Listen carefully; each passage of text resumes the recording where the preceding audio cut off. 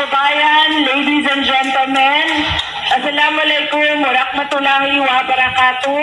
Madayaw, umayong adlaw kaninyong tanan, magandang gabi sa inyong lahat.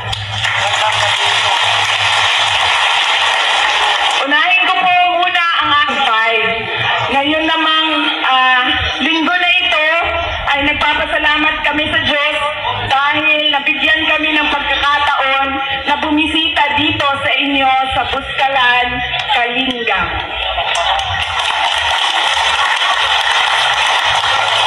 Mahaba po yung biyahe at malayo po yung biyahe namin.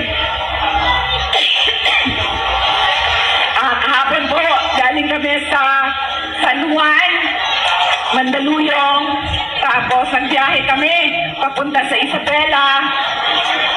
Tumigil kami sa Santiago City.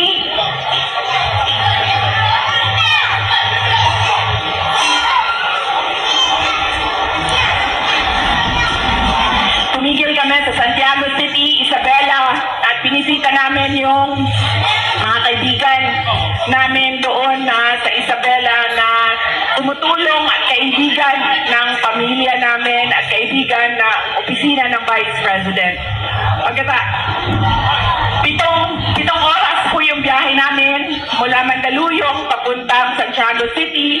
Doon na po kami natulog at kaninang umaga, maaga kaming umalis sa Santiago City, Isabela, papunta dito sa inyo sa Buskalan.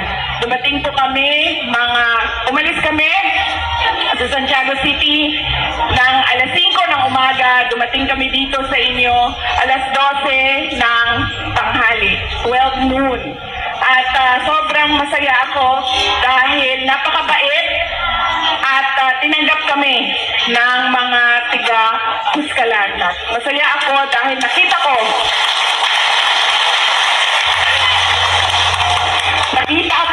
yung resiliency ng inyong lugar dito sa Buskalan. At nakikita ko yung pagkakaisa at pagtutulungan ninyo para sa inyong komunidad, lalong-lalo na sa mga bisita na gustong makita ang inyong lugar at makilala si Apo Wang-Od.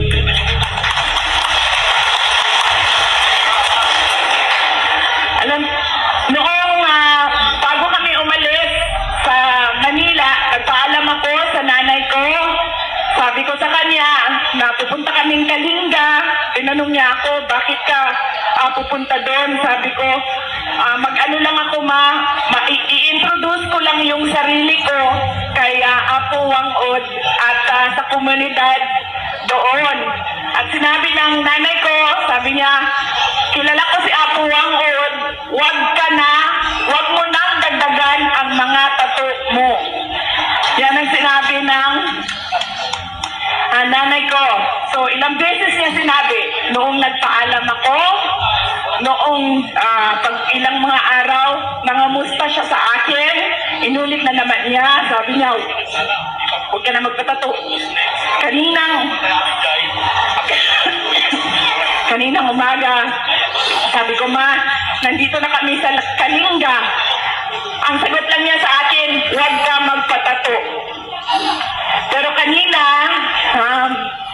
hindi ako nakapila para magpatato. Sinusuportahan ko lang yung mga kasamahan namin na gustong magpatato dahil nga ayaw ko na hindi sundin ang sinasabi or utos ng nanay ko. Pero noong nakatatlong beses na si Apo Wang-Od na halika, kailangan mo magpatato. Sabi ko sa kanya noong una, sabi ko, pasensya na. Sabi ng mama ko, huwag ko na daw dagdagan yung mga tato ko. Tapos, ulit naman siya, halika. Sabi ko, pagpaalam muna ako sa nanay ko. Nung pangatlo, sabi niya, halika. Sabi niya, itago lang natin para hindi makita na